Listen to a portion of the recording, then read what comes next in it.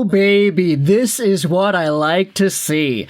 Tony DeAngelo has been traded from the Carolina Hurricanes to the Philadelphia Flyers. Now, the picks in return are as follows: a second, a third, and a fourth. That is a pretty big price tag for a Carolina Hurricanes team that I do think is very good at drafting.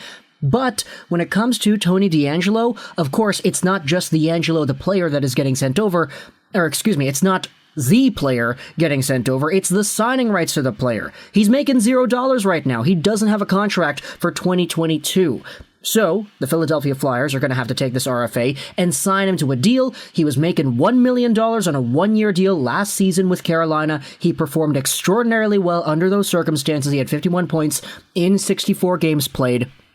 But there was always sort of an idea going around saying, hey, Tony DeAngelo and the way he fell out with the Rangers was so bad that they bought this guy out. Nobody wanted to claim him on waivers. He got signed to a one-year, $1 million contract. He performed really well. Where the heck does he go now? What is the future for Tony DeAngelo? Does he actually play NHL hockey at a high level on a big money contract? Is that what's going to be the deal here? But for Philadelphia to come in here and take the signing rights of this player, giving up what we said was a second, a third, and a fourth, and bringing him into their system, it's going to be really interesting seeing what Tony DeAngelo is going to do under John Tortorella.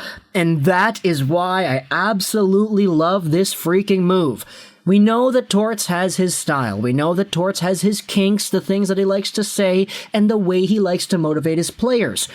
Tony DeAngelo was a pretty notable personality, both in the New York Rangers and the Carolina Hurricanes locker room.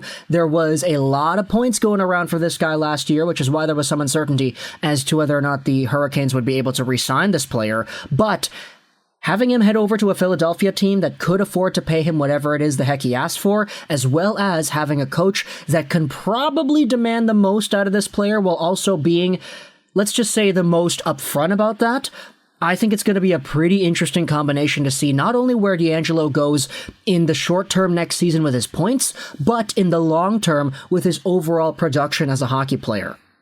Of course, there was some good production earlier on, but as we noted, he was not a good character in that Rangers locker room, which is why they bought him out.